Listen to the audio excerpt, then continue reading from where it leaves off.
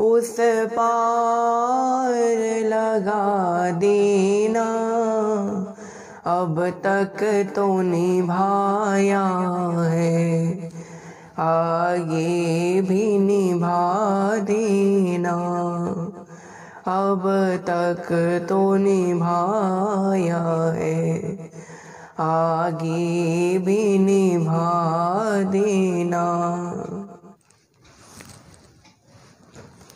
तो जिस प्रकार हमने पिछले भाग में जाना कि कैसे भगवान श्री राम अयोध्यापुरी को छोड़कर अपनी कठिन वनवास की यात्रा की ओर निकल चुके हैं, यहाँ पर भगवान श्री राम सर्वप्रथम तमसा नदी के तट पर एक रात गुजारने के पश्चात पहुँच जाते हैं श्रृंगवेरपुर, जो निषाद राज गुह की राजधानी है।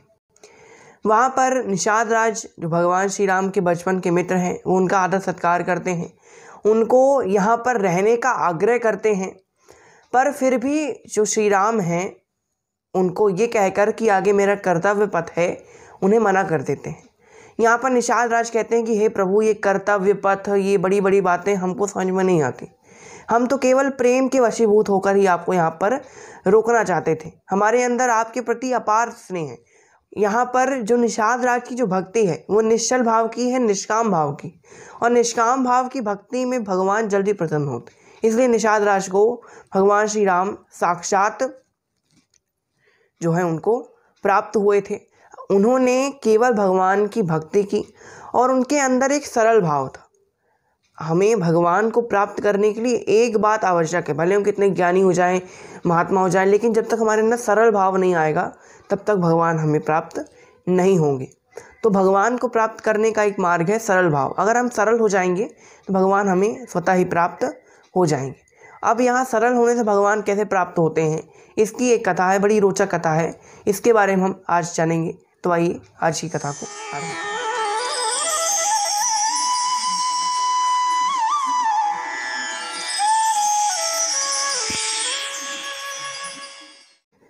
यहाँ पर एक बार की बात है, किसी नगर में एक परिवार था, ज़्यादा लोग नहीं थे, कम ही लोग थे, लेकिन उस परिवार में एक ऐसा व्यक्ति था जो खाता खूब था। वो खूब खाता था, काम कुछ नहीं करता था और दिन भर खाता। जहाँ पर भी वो जाता था, मतलब कहीं पर भी अगर निमंत्रण होता, कहीं पर भी कोई भोज हो रहा होता, तो वहाँ पर अगर वो बैठ जाए तो मतलब सुबह अगर बैठा है तो शाम तो हो ही जानी। यहाँ पर इतना वो खाता था कि बीच में पानी तक नहीं पीता था। यहाँ पर जो नगरवासी थे और जो घर वाले थे वो बड़े परेशान थे, क्योंकि घर वालों का जो भोजन था वो 1 महीने का भोजन वो लगभग कुछ ही दिनों में समाप्त कर देता था। यहाँ पर लोग बड़े परेशान थे। घर वालों ने उससे त्रस्त आकर, तंग आकर उसको घर से निकाल दिया। अब यहाँ वो बेचारा कहाँ जाए, भटके भटके पहुँच जाता है एक मंदिर में। एक मंदिर में एक साधु महात्मा बैठे हुए थे, अगल बगल उनके 2 शिष्य थे। जो मंदिर में भंडारा उस समय चल रहा था और भंडारे में वो दोनों जो शिष्य थे वो अपनी सहभागिता निभा रहे थे। यहाँ पर वो व्यक्ति बड़ा भूखा था क्योंकि उसको घर वालों ने निकाल दिया। यहाँ महात्मा जी से कहता है, महात्मा जी हमें यहाँ कुछ खाने को मिलेगा? महात्मा जी ने कहा हाँ हाँ, आज तो भंडारा है, तुम खाओ। यहाँ पर वो खाता है। यहाँ पर शाम को वही व्यक्ति महात्मा जी से कहता है कि महात्मा जी, मेरे परिवार वालों ने मुझे घर से निकाल दिया, मैं चाहता हूँ कि आप मुझे अपनी शरण में ले लें। तब यहाँ पर उन महात्मा जी ने कहा, ठीक है, हम तुमको अपना शिष्य बना लेते हैं। यहाँ पर महात्मा जी ने उसको कुर्ता पहनाया, माला दी, चंदन लगाया और अपना शिष्य बना लिया। उन्होंने कहा कि आज से तुम यहीं रहोगे, यहीं पर खाओगे, प्रभु की भक्ति करो, राम नाम का जाप करो और यहीं पर रहो। यहाँ तो उसके लिए अच्छा था, क्योंकि आए दिन कोई ना कोई आता और अपने कोई इच्छा पूर्ति अगर किसी की हो जाती तो वहाँ पर वो कोई भंडारा करवाता या फिर कुछ ना कुछ बांटता, तो यहाँ उसके लिए अच्छा हो गया था। और अगर कोई ऐसा दिन नहीं आता तो भी जो लोग मंदिर में रहते थे उनके लिए भोजन तो बनता ही था, तो उसके लिए भोजन बनता था, तो वो खूब बढ़िया भोजन करता और वहीं पर रहा करता था। अब यहाँ पर कुछ दिन तो बीत गए। यहाँ पर अब एक दिन आ गई एकादशी। यहाँ अब एकादशी के दिन उसने क्या देखा, सुबह उठते साथ ना चूल्हा जला, ना सब्जियां ही कट रही हैं, ना आटा ही कुछ हो रहा है, मतलब कुछ नहीं हो रहा था। यहाँ पर सभी लोग बस राम नाम का जाप कर रहे थे मंदिर में और कहीं भी कुछ नहीं हो रहा था। यहाँ पर उन ऋषि महात्मा से कहता है कि महात्मा जी आज खाना नहीं बन रहा क्या, आज हम लोगों को भूखा मार दोगे क्या? तो महात्मा जी ने कहा, देखो बेटा, आज एकादशी के दिन हम सभी लोग व्रत रखते हैं, तो आज के दिन मंदिर में तो चूल्हा नहीं जलेगा। उसने कहा अरे महात्मा जी, पहले बताना चाहिए था कि आपके यहाँ भी एक दिन मुझे खाने को नहीं मिलेगा। यहाँ पर उस आदमी ने कहा देखो भाई महात्मा जी, आप रखो व्रत, हमसे मतलब नहीं, हमको तो खाना चाहिए। महात्मा जी कहा कि मंदिर में तो खाना नहीं बनेगा, अरे तुझे खाना खाना है तो तू यहाँ सामग्री ले जा और खाना बना। अब मरता क्या ना करता, वो कहा ठीक है चलो मैं जाऊँगा, कैसे भी करके खाना बनाऊँगा। महात्मा जी ने कहा खाना बनाना और भोजन करना, लेकिन भोजन करने से पहले प्रभु का आवाहन करना, उनको भोग लगाना और इसके पश्चात ही खाना। उसने कहा ठीक है। यहाँ पर सारी सब्जी जो भी होता है, आटा, सब्जी, घी वगैरह, दाल वगैरह सब कुछ ले जाता है और मंदिर से दूर एक जगह पर बैठकर आग जलाता है, लकड़ियाँ वगैरह वो ले गया था और यहाँ पर वो भोजन पकाने लगता है। भोजन पकाने के पश्चात अब ऋषि की बात याद आती है कि भाई भगवान को भोग लगाना है। अब वो भगवान को पुकार रहा है। उसे ये नहीं पता था कि भगवान को भोग लगाना यानी भगवान के सामने समर्पित कर देना, उसके बाद खा लेना। उसे ऐसा लगता था कि भगवान स्वयं आएंगे, भोग लगाएंगे, उसके बाद उसे खाना है। यहाँ पर अब जो है वो व्यक्ति वो भोग लगाने लगता है और भगवान से कहता है राजा राम आइए, प्रभु राम आइए, मेरे भोजन का भोग लगाइए।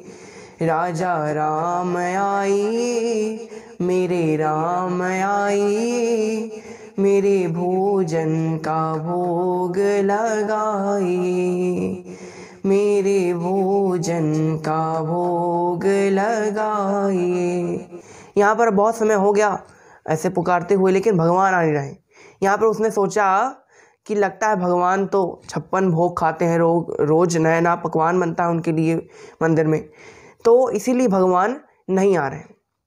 तब यहाँ पर उसने कहा कि हे प्रभु, मेरे पास सिर्फ इतना ही है जो मैंने अभी बनाया है, कृपया आकर यहीं आकर भोग लगाइए।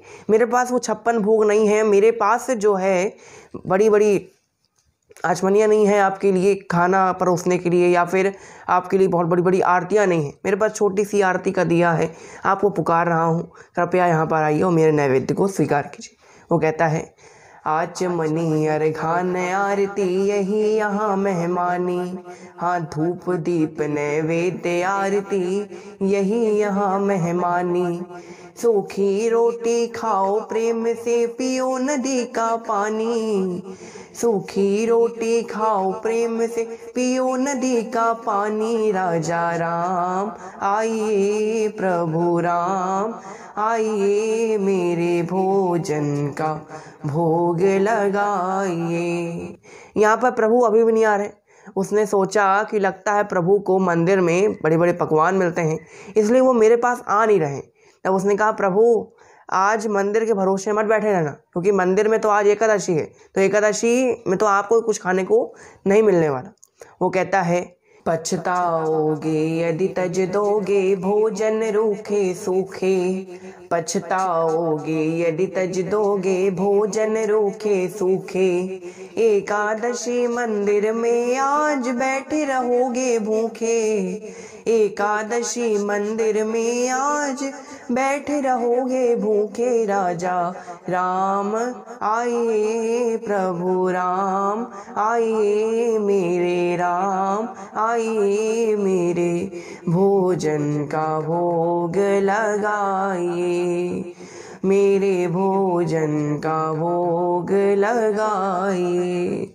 यहाँ पर प्रभु उसकी सरलता से प्रसन्न होकर, कि उसको ये नहीं पता कि एकादशी अगर मंदिर में है तो पूरी दुनिया में भी तो एकादशी है, वो सोचा केवल मंदिर में एकादशी, तो भगवान उसकी सरलता से प्रसन्न होकर वहाँ पर प्रकट हो जाते। और खाली भगवान नहीं आए, साथ में वाम भाग में साक्षात श्री जानकी माता भी आती हैं। यहाँ पर अब जैसे उसने 2 लोगों को देखा तो उसका हो गया दिमाग ख़राब, क्योंकि उसने बुलाया केवल राम जी को था और साथ में आ गई जानकी मैया। अब उसने कहा कि भगवान तो भोग लगाएंगे ही, अब हमारे लिए जो थोड़ा बहुत बचना था वो भी नहीं बचेगा। उसने कहा चलो छोड़ो, हो गया, पहली बार तो बुलाया है, साक्षात दर्शन हुए, कोई बात नहीं, खा लो। यहाँ पर राम जी भोग लगाते हैं, सीता माता भी भोग लगाती हैं और चली जाती हैं। यहाँ पर उसको भोजन नहीं मिला। उसने कहा प्रभु मेरी तो आप एकादशी हो ही गई, चलो कोई बात नहीं। यहाँ पर वो लौट कर आता है। यहाँ पर अब अगली एकादशी आती है। यहाँ पर महाराज जी से कहता है महाराज जी आज भी यही होने वाला है क्या? महाराज जी ने कहा हाँ बेटा अब तो यही होने वाला। यहाँ पर उसने कहा चलो ठीक है, खाने के लिए जो भी सामान है बनाने के लिए, खाना बनाने के लिए मुझे दे दो, और इस बार थोड़ा ज़्यादा सामान देना, क्योंकि आपके जो भगवान है ना वो डबल होकर आ रहे हैं। हमने बुलाया एक को था, आए 2 ठो, तो अब हमको थोड़ा ज़्यादा सामान चाहिए। महाराज ने सोचा कि ये हमको बेवकूफ़ बना रहे, खुद ज़्यादा खाता होगा। महाराज ने कहा चलो कोई बात नहीं। फिर वो सब लेकर आया, खाना बनाया, और यहाँ पर अब वो फिर से गुहार लगा रहा है और सीता राम अब दोनों पुकार रहा है। सीता राम आइए, प्रभु राम आइए, मेरे भोजन का भोग लगाइए। यहाँ पर अब भगवान उसकी सरलता से प्रसन्न होकर फिर आते हैं। यहाँ पर अब भगवान आते हैं, सीता माता भी आती हैं, और यहाँ पर अब लक्ष्मण जी भी प्रकट होते हैं। अब उसका दिमाग तो और चकराया कि अब यहाँ 2 को बुलाया, अब 3 आ गए। अब यहाँ पर बड़ा परेशान, उसने कहा कि अरे प्रभु, अब 2 के हिसाब से खाना बनाया हमने, मतलब 2 आप लोगों के हिसाब से, 1 मेरे हिसाब से, यहाँ पर 3 लोग तो पहले ही प्रकट हो गए। यहाँ पर उसने कहा चलो ठीक है प्रभु, आज भी हमारी एकादशी हो ही गई। यहाँ भगवान फिर से भोग लगाकर चले जाते हैं। यहाँ पर अब फिर एकादशी आती है। अब वो कहता है स्वामी जी से कि महात्मा जी, इस बार फिर से मुझे भोजन की सामग्री दो, और इस बार कुछ ज़्यादा ही देना, क्योंकि आपके प्रभु हर एकादशी को बढ़ते जा रहे हैं। यहाँ पर उसने, जो पंडित जी थे, उन्होंने सोचा ये कुछ ना कुछ तो करता, इतना खाना तो ये नहीं खा सकता, जो बेचता होगा, देखता हूँ आज ये क्या करता है। यहाँ पर पंडित जी ने ज़रा सामान दे दिया, और अब पंडित जी भी उसका पीछा करने लगते हैं। यहाँ पर अब वो सारा सामान लेकर जाता है और बैठ जाता है। अब उसने भोजन नहीं बनाया, उसने कहा कि पहले आ जाने दो, देखते हैं भाई कितने लोग आ रहे हैं, उस हिसाब से भोजन बनाएंगे, पर चले आज भी हमारी एकादशी हो जाए। यहाँ पर बिना भोजन बनाए ही वो भगवान को पुकारने लगता। यहाँ पीछे से पंडित जी देख रहे थे, उन्होंने कहा ये क्या कर रहा है, ये पागल हो गया क्या, इसने भोजन नहीं बनाया और भगवान को बुला रहा है। पंडित जी ने देखा, और यहाँ पर प्रभु, अब यहाँ पर उसने बुलाया भगवान को कि सीताराम आइए, लखन लाल आइए, मेरे भोजन का भोग लगाइए। भगवान आते हैं।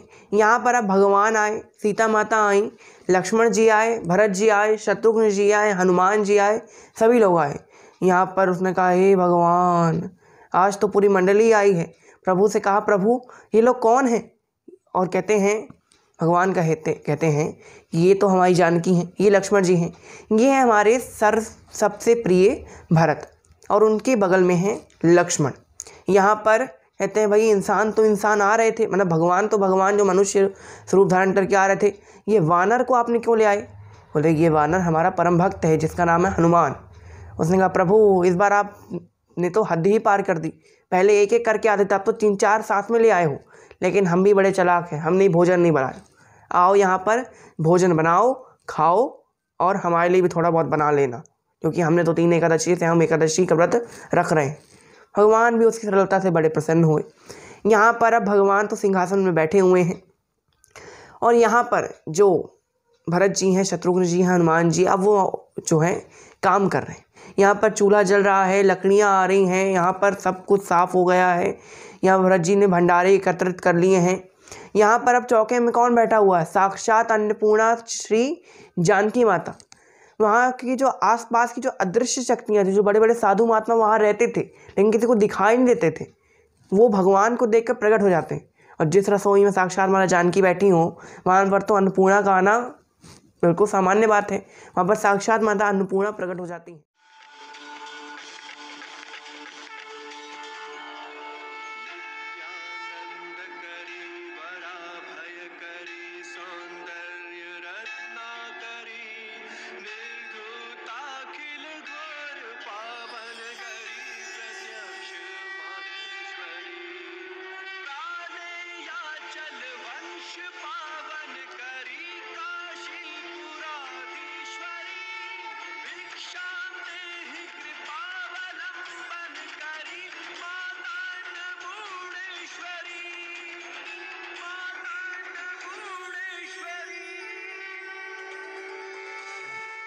यहाँ पर अब जो भगवान हैं कहते हैं चलो, भगवान भी भोग लगाते हैं, सभी ऋषि लोग भी भोग लगाते हैं, और वो भी भोग लगाने लगता है।